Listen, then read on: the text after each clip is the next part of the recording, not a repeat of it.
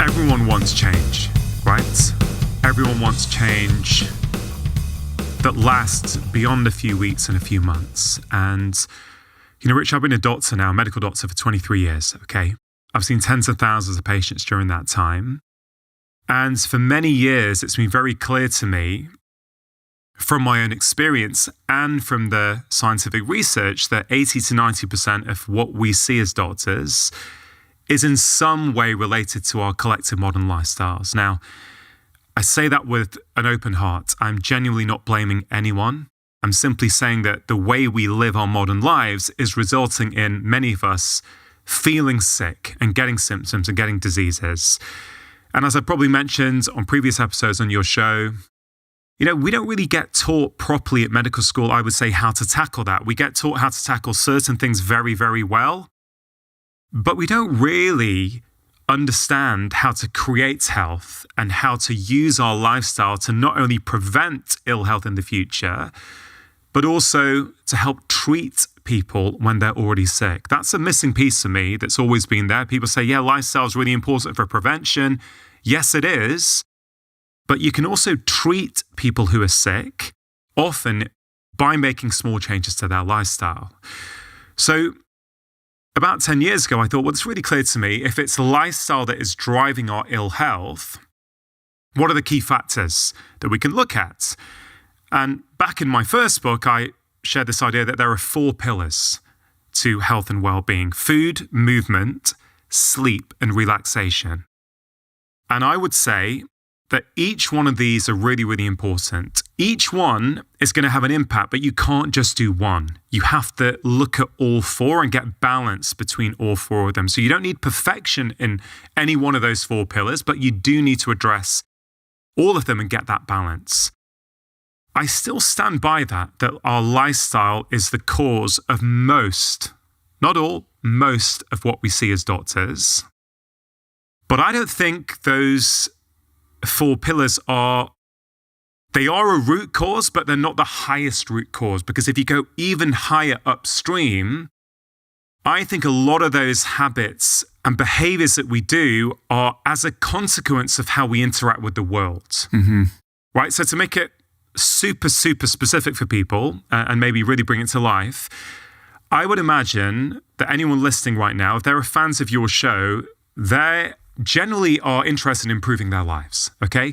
In a variety of different ways. Yes, their diet, their movement, their sleep, but also their mindsets. So let's take something like sugar, for example.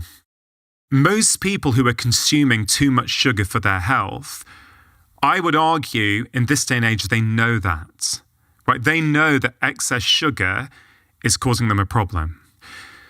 So we think that if anyone wants to make sustainable change, we think they need more knowledge. Mm-hmm.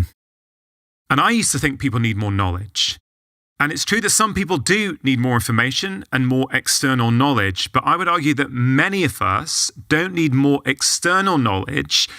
We need more internal knowledge and self-awareness. Oh, why, despite knowing that excess sugar is problematic for me, why, despite having done a 1-month detox last January where I felt great and my energy was up and my skin was better and my sleep was better, you've got the knowledge, you've got the practical experience of knowing that knowledge is going to make you feel better, yet people often revert back.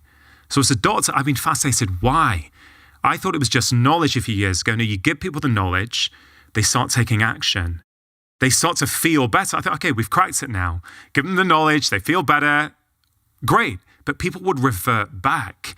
And so this book, which is my 6th one, is really my effort to go further upstream and go, unless you address the root causes, the way you think, the way you approach the world, the way you approach adversity, right? You're going to struggle to make these changes that last in the long term. And I believe everyone can make changes that last in the long term. I feel I can do that in my life. I feel one of the problems with behavior change, Rich, is that we're trying to overcome the person who we are. The change we're trying to make is in conflict with who we think that we are. So you mentioned New Year. I think it's the energy behind the behavior that's the most important thing, not the behavior. So if your New Year's resolution comes from an energy of lack, that I'm not enough, okay? I'm not good enough. And you're trying to overcome that with guilt and shame and willpower. Yeah, you can be fine for 2 weeks or 1 month or 2 months or 3 months, but you will always revert back. That's been my experience. But if it comes from an energy of love and abundance that, hey, I actually like who I am, right? Actually, change becomes a lot easier, and you can get to a point where change becomes effortless. I experience that myself now, having tried to make changes for years that were in conflict with how I saw myself to be. You can get to that place, but I don't believe that most of the advice is getting to the true root cause. Mm-hmm. Does that make sense? Yeah, it does. I mean, essentially what you're saying is some version of we are our own worst enemy when it comes to the struggles that we face when we try to make a behavior change. And it's not that we're our own enemy. That's probably the wrong word. It's more like we are our own biggest obstacle. And we think that those obstacles are external, but they're internal. And the solutions that we're looking for are not going to be found outside of us. They're always inside. It is an inside job. And if you want to kind of master a change, you're going to have to look inward and unpack the mechanics of why you behave the way that you do, why you have historically always done a certain thing, even though you have this knowledge and you know that it's not in your best interest. So it's sort of journeying through the subterranean landscape of your psyche to better understand what happened to you, how you adapted to whatever happened to you. Like, you have to approach it like Richard Schwartz with IFS. You have to understand, these experiences that you had in your youth that wired you a certain way. Like, all of the behaviors that we have that are not in our best interest, that move us in errant ways, are essentially defense mechanisms that at one point in time served us. Exactly. Like, we behave that way for a reason, right? And so we have to understand what those reasons are if we're going to figure out a way to address them and create, kind of new patterns and neural pathways that are going to lead us, on the journey towards becoming the person that we aspire to be. Yeah, very simplistically, if alcohol is your way of managing stress, which it is for many people, you can, on January the 1st, decide that you're going to quit, and you can do 30 days without alcohol and you could feel the benefits. But one or two things has to happen if you're going to make that change last. For most people, some people do it and that's all they need. I recognize that, but many people can't.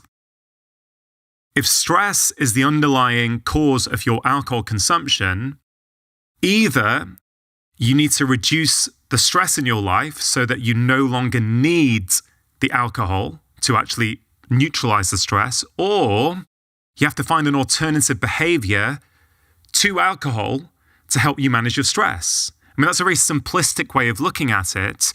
But I think even within my profession, the way we tend to give public health guidelines is this amount of units of alcohol is okay, this amount is not, this much will impact your liver, will impact your brain, it will impact your teeth, or whatever it might be. And I get that, but I feel it's very dry. There's a human level to those behaviors that we're not addressing. And I would dare say that I don't think my profession has been amazing at address the root causes of behavior change for many, many years. I think that we don't understand, or we don't think about enough, that every single behavior in our life serves a role. You will only change the behavior in the long term if you understand the role that behavior plays in your life. Mm-hmm.